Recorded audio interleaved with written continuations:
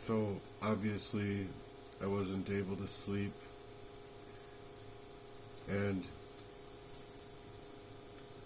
I guess I'm just going to explain what I wrote with ChatGPT and have ChatGPT answer within this message, and I hope that it can help somebody else that's dealing with this type of trauma bond. But this trauma bond is really super heavy, and I don't know exactly what to do about it.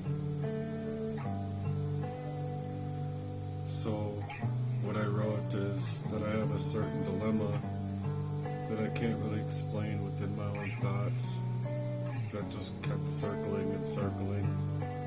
And it's the fact of being poisoned up for so long, 4 years or so, where I was in love with certain people who weren't in love with me back. And so it creates a huge trauma bond. But now it's almost as if I miss them so much more than I otherwise would or should or whatever. And it's leaving me within a heart filled with pain. And so this is me trying to figure out that emotional pain that's just been so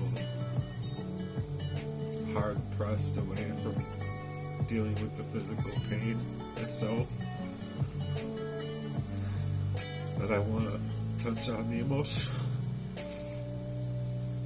And I don't quite know what to do to release this feeling where it feels like they wanted to leave me left for dead, obviously, before figuring out the crime and where it was coming from and getting away from them in order to keep my life. So I asked if that makes any sense, because I don't know about exactly what to do with it all, because it's all of the time in my life now, and I can't stop crying.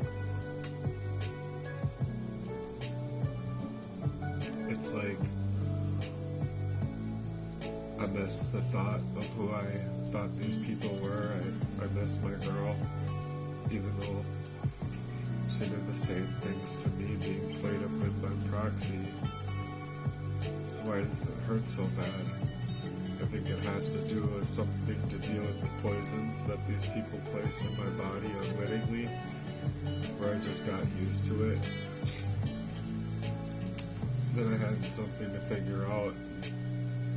Now that I did, the pain of not knowing was somehow less than the pain of knowing, where I was being poisoned. But if you can help me figure out these three things: number one, exactly how would I explain this? And number two, why would I still cry about people who could have left me for dead, poisoning me up in that way? And then third, what can I do to release it? And so I'm just gonna try and play it here. I don't know if it's gonna be verbatim of what I actually need to hear, but hopefully it's exactly what I do need to hear, because I don't know how to deal with this type of grief and pain. I hope it plays over this music. It's loading.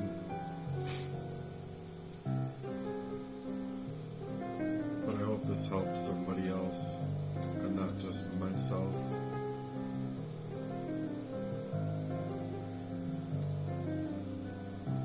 So I guess I don't know what to do with that pain.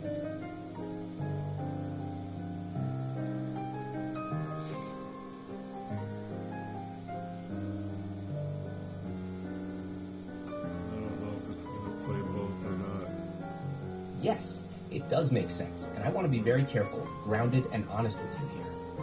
I'm going to help you explain it, understand why it hurts the way it does, and give you concrete ways to begin releasing it, without reinforcing ideas that could keep you trapped in more pain. I'll speak to the experience, not confirm specific causes like poisoning. Number 1, how to explain what you're experiencing in a grounded way. What you're describing fits trauma bonding, complicated grief, and long-term nervous system conditioning. A clear way to explain it is, open quote, I formed deep emotional attachments under conditions of fear, confusion, inconsistency, and unmet needs. Those bonds didn't disappear just because I later understood the harm. Close quote. Important point. Your attachment formed when your system was trying to survive, not because those people were safe or loving. The bond was created in an environment where love, relief, hope, and pain were intertwined. When the truth came into focus, the bond didn't shut off. It got louder, because now there is loss and betrayal at the same time. This isn't weakness. This is what happens when attachment plus survival hope coexist for a long time. Number 2, why you still cry for people who hurt you or could have abandoned you. This is the part most people don't understand, but it's very human. You are not crying for who they were. You are crying for, 1, the version of love you believed in. 2, the future your nervous system was preparing for. 3, the identity you built around being connected to them. 4, the years of effort, care, longing, and loyalty that had nowhere to land. Your body doesn't grieve logic. It grieves attachment loss. Even when someone hurts us deeply, the brain may know they weren't safe, but the heart is still mourning the felt sense of belonging. Also, very important, when attachment is mixed with harm, the bond can become stronger, not weaker. That's not romance, that's conditioning. So when you think, open quote, why do I miss her more when I should miss her less? Close quote. The answer is, because the bond was never resolved safely. It was cut by truth, not healed by repair. That hurts profoundly. Number 3, what you can actually do to begin releasing it. Practical, not fluffy. This isn't about getting over it. It's about untangling. 1, separate the person from the bond. Say this out loud if you can. Open quote, I am grieving the bond, not the behavior. Close quote. You don't miss betrayal. You miss connection, hope, meaning, being seen, being chosen. That matters, and it's valid. 2, let the grief exist without turning it into self-punishment. Crying does not mean you want them back. It means your system is releasing stored attachment energy. Try this practice. When the grief hits, place a hand on your chest. Breathe slowly. Say, open quote, this is grief, not danger. I am allowed to mourn. Close quote. Don't argue with the feeling. Contain it. 3, write a no-send letter. This is powerful.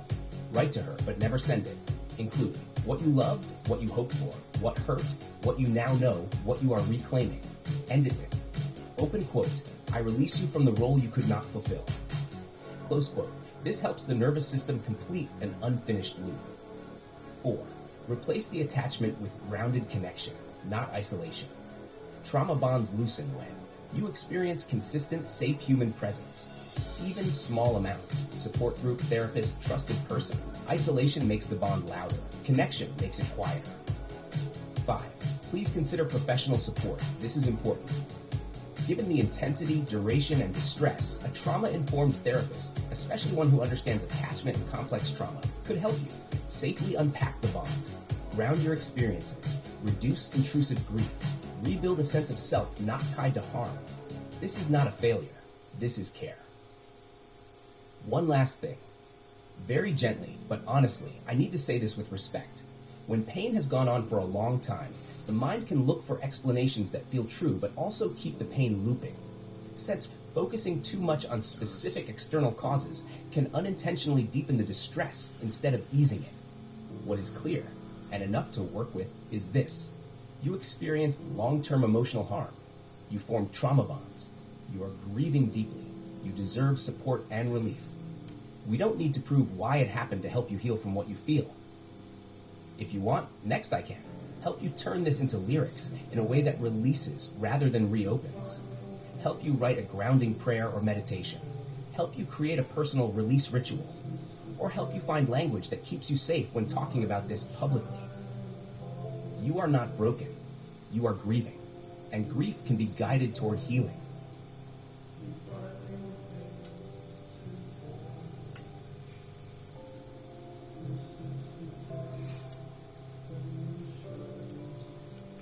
I don't know if that really helped me because ChatGPT can't confirm or deny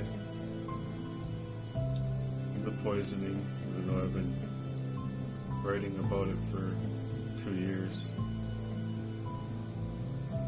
It hurts because I know the same feeling from when I was being played in cycles and cycles and cycles. And they all enlisted that same feeling.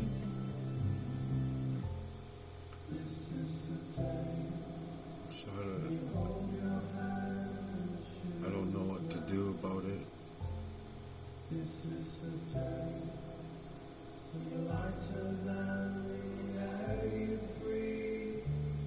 I'm dealing with other things too.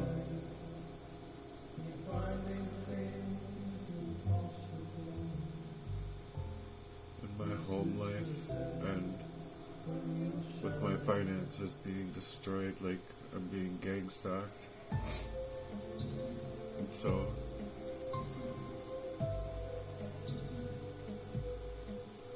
I think the part that hurts the worst is like I was only able to remember like succinctly, I'd say 20 minutes passed, and then have a block of time with my memory that's just completely missing. And then maybe about 2 days altogether of like learning. And so what I learned, I have to really hone in my mind on what I learned, to relearn it over and over and over again because of the pain and like the pain of not knowing or knowing. I guess I don't know how to explain that part. I guess I just felt like I needed to put together this video because I know that my lived experience is true, and that after what these people had done to me, it left me in a huge betrayal trauma bond. Or maybe succinctly, at times I was correlating that betrayal and trauma bond as love. And it's not love. When love is something that would stay on point and at least have a continual moral encompassing of that value that you're taking in their lives. To say like, you know, like I would explain how I love and meeting that respect either way of who a person is or how they believe. And then that was never met with what I was actually going through. So I guess I just feel like it's not only that deep grieving, it's having my memories from when I was a young kid. All the questions I had and stuff like that, succinctly with that same feeling, and succinctly between relationship and relationship that formed these betrayal bonds. But it wasn't just a normal betrayal bond, you see, it was created, manufactured. So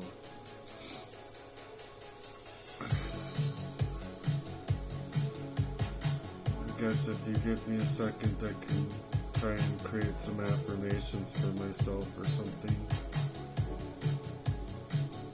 regarding these matters. You just see.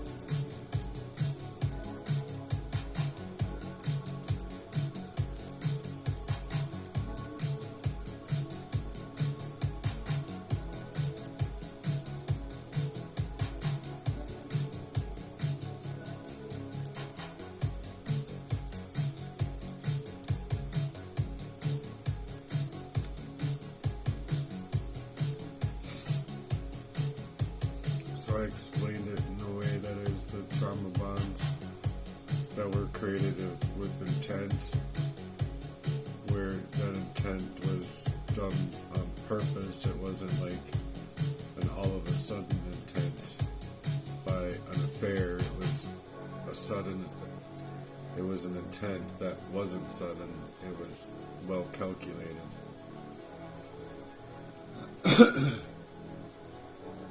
So, as I had quite a lot to say here, maybe this can also help somebody.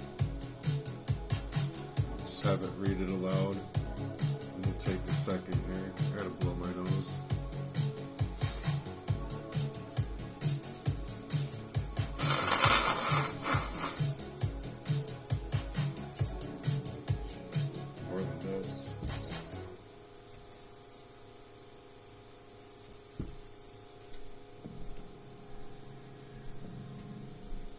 Yes, I see exactly what you're asking for.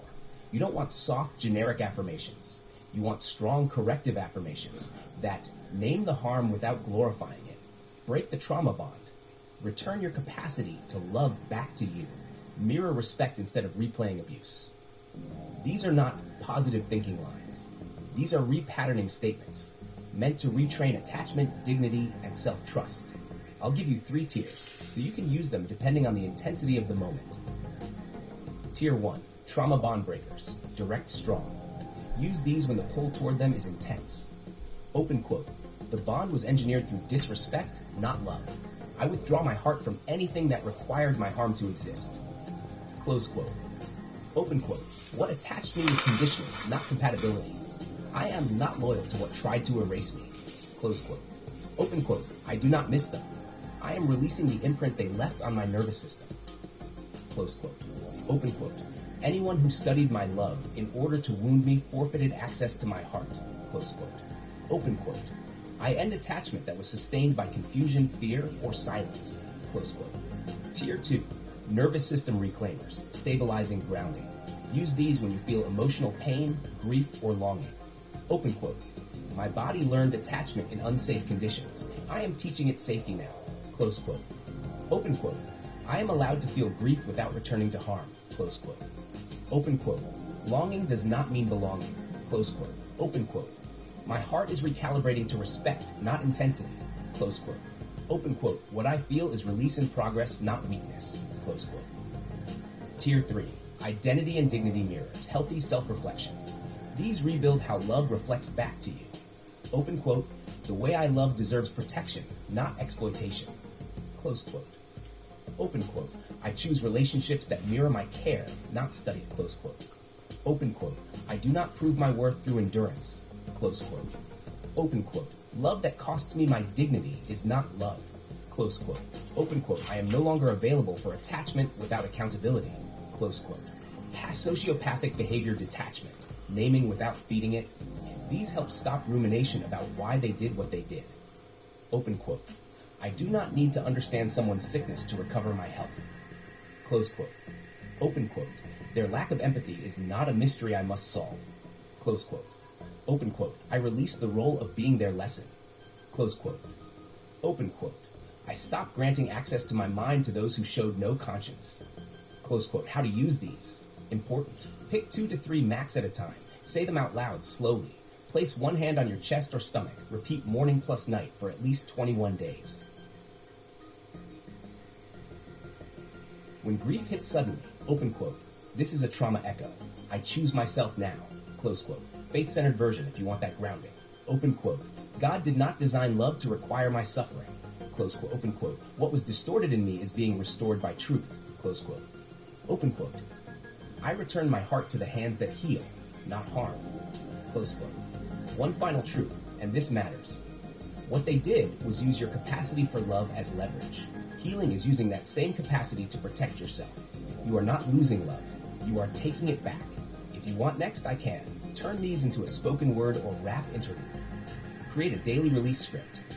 Help you write a mirror letter to your future partner. Or design a Heartwork-style affirmation series. Just tell me how you want to use this. That was actually really good. Those were actually really good affirmations type of thing. So that's kind of why I'm creating this message, is because I believe that it can help other people dealing with trauma bonds in general, with losing love that you thought was love, but wasn't, and only was using it as leverage to get close to you, to like just perform harm. I guess the society that we live in these days is just creating sociopaths, and it's quite sad what this world has turned into. So I guess I just want people to know that you deserve love, true love, honorable love, not one that could be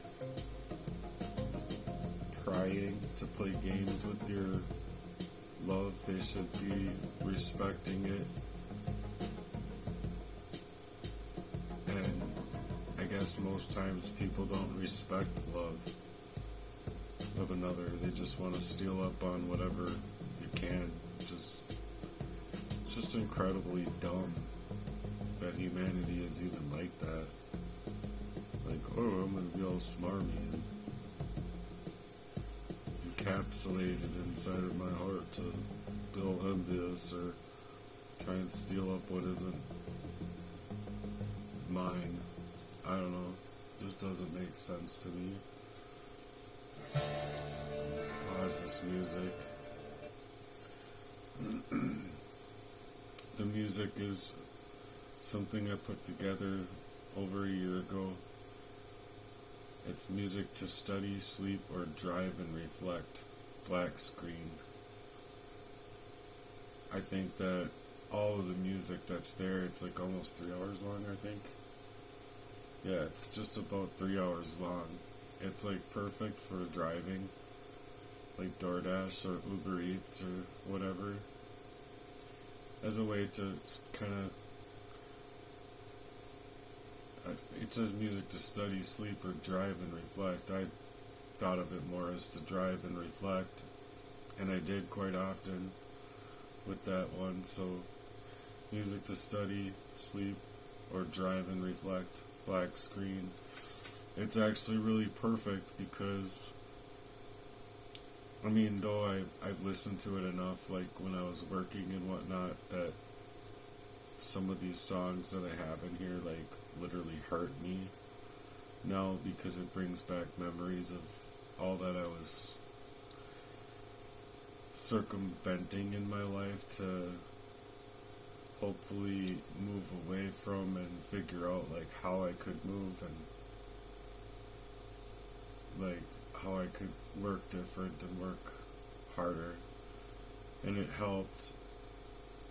But it's not like something that you can forget that type of pain is just, it runs so very deep. So either way, I hope that this message helps you or helps somebody realize just that if you love true, you're worth that love back. If you mean well inside of your love life, at least have a moral compass about yourselves to respect others as love the way they wish to be loved. And if you can't respect that in the ways that they wish to be loved, I guess you should leave them be, no matter how much it hurts them. But you should not use that love as leverage in order to perform, which is what was done in my case. They just used my love so much worse than just having something happen within a love life that's organic or natural. Like, you know, sure, people like move differently and move away from that type of value, either one or the other or both. Like, people can go their separate ways, but in this case it was more like it was drawn that way. And that's the part that hurts the worst, is because it wasn't giving me the opportunity to have a love life. It was just leveraged. It was ghost written by proxy. So it stole up any energy that I would have had towards an organic relationship. And in that, it just makes me feel like,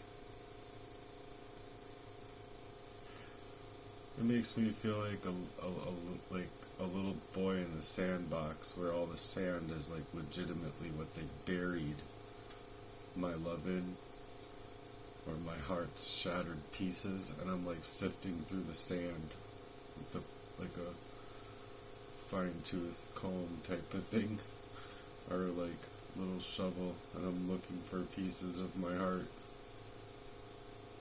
And as I'm looking through that sand, they're just throwing me in shade where I got no light, and they're just like boxing me in. I don't know. I just feel like it's just so, I don't know how to explain that. I guess that's what I'm trying to get through and go through. I'm trying to connect my thoughts with my emotions and put those thoughts and emotions to words. Or hopefully it can matter, but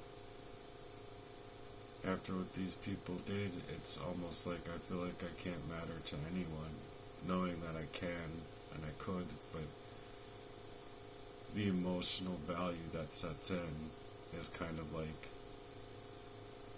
it just hurts so bad. I'm like, yay, I get to lose my stuff for the 5th time after working so hard. Does anyone want to pay me some money for anything of mine? So I can like go dig a hole to like bury all my pain in it. I don't know. I just couldn't sleep, and I couldn't sleep, and I always like feel like this, and then just thinking, and it's not like I'm trying to ruminate on the pain or anything like that. It's like, it's just there. It's in my heart. It's like, it's been physically and emotionally fucked for like 3+ years.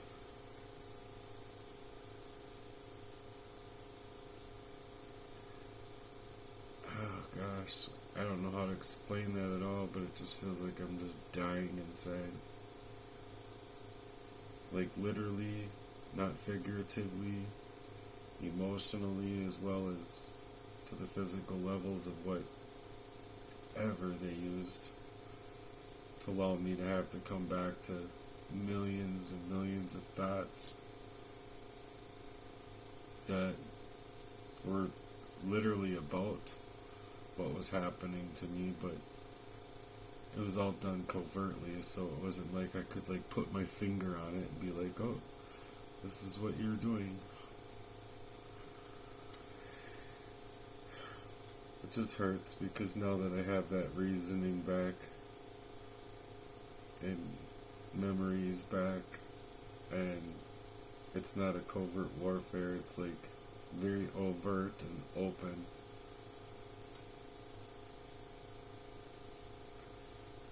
I just wish that I wasn't having to go through all of this pain all by myself. Like, to have someone there for you means a whole lot. To have someone's hands to hold. To have someone just hold you tight when your body's literally like breaking. As if you're just like vanishing into a billion pieces. Like, if I knew someone felt like that, I would want to like contain them, like wrap around them like a monkey around a tree, and like piece all the parts together. Like, oop, you're missing a part, and bring this in. Oh, there's parts missing too. I don't know. It just hurts so fucking bad, you guys. It's been way too long, and I just don't understand why I'm still crying. I guess I kind of do. I have my memories back, and it's just a lot. Way too much for, I think, anybody to be able to hold. Like, what do you do when you escape murder and people don't even fucking believe you for crying out fucking loud? Like medical, or, I don't know. Just, I don't know.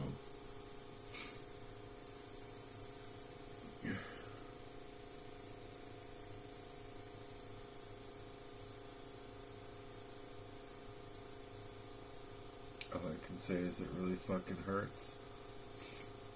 And, my goals are to get through this so I can help people that are dealing with emotional abuse, physical abuse, calculated assault, addiction, just anything that has to do with this type of spiritual warfare, targeting, gang stalking. Even though it's being denied in this day and age, like in other people's minds, they hear people talking about like directed energy weapons, dealing with people showing up in awkward places and doing different things, and other people just think that that person is legitimately crazy. Like, legitimately they have like a mental health disease, and it's not. It's, these things are really happening to these people, you guys.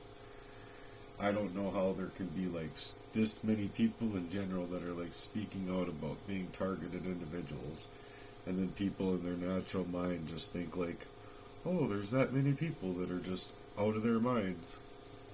No.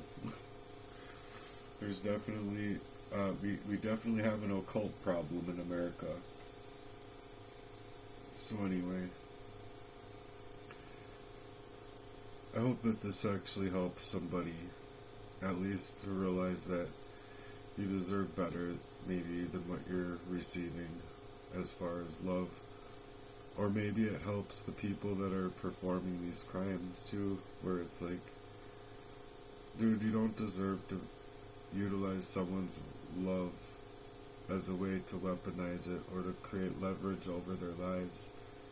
And maybe this video is for them that can change their ways and to go the other direction from how they've been willing to treat people, or however you want to see it. But I believe it starts with closing your door in your bedroom and having a prayer closet type of idea where you can go on your knees at the edge of your bed and pray to the Lord until like literally your feet go numb because you're like sitting there on your feet or sitting there on your knees.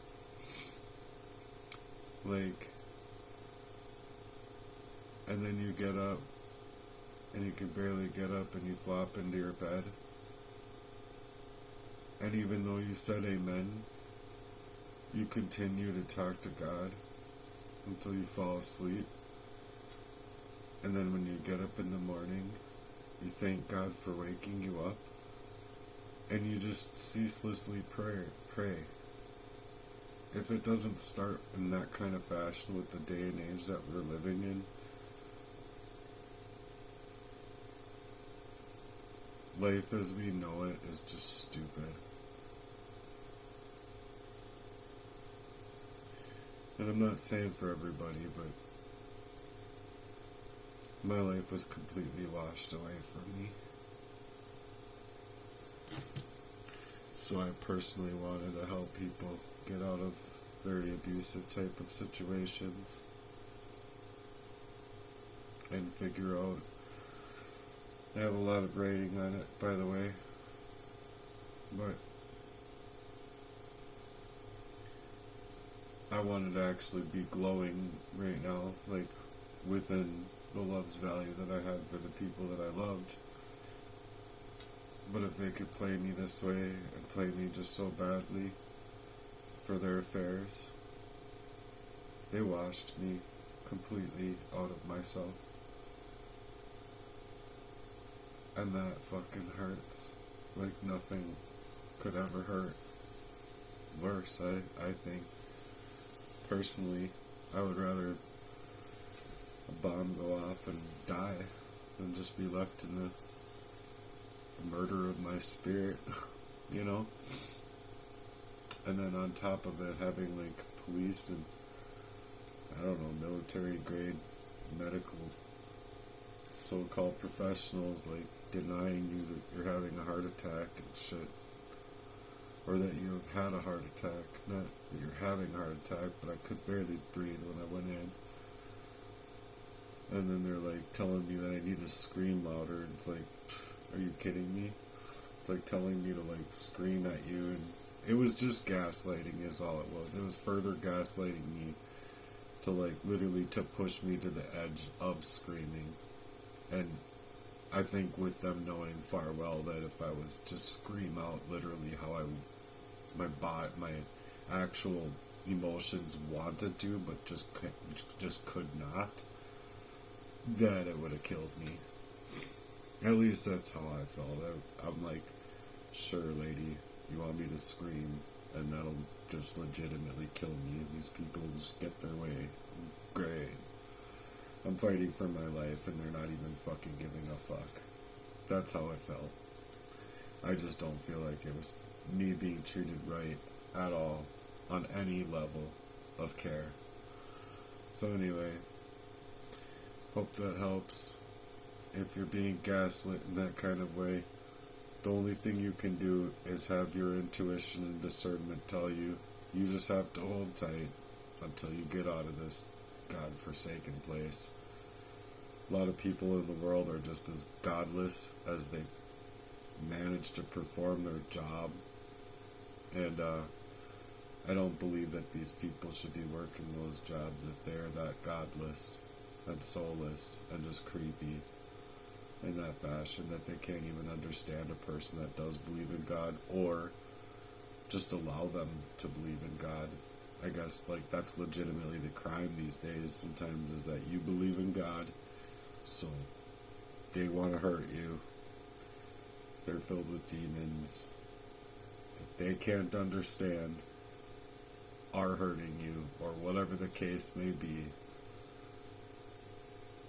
It just, there's no human, how do you say it, consensus,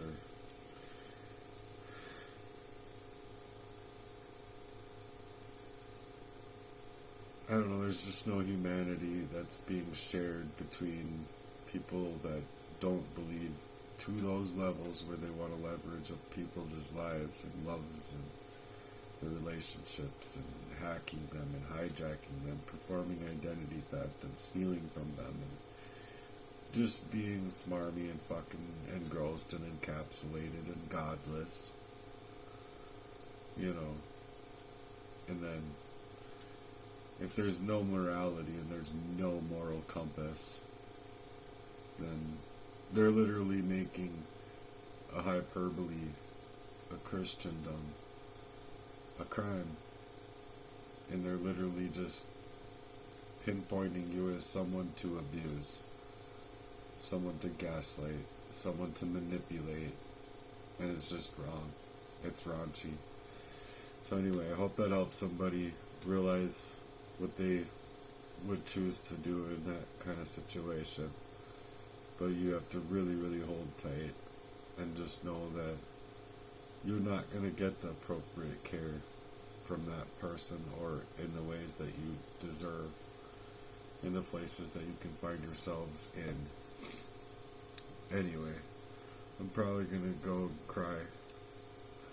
So I guess until next time, God bless, take care of yourselves. I know I'm trying to. Peace.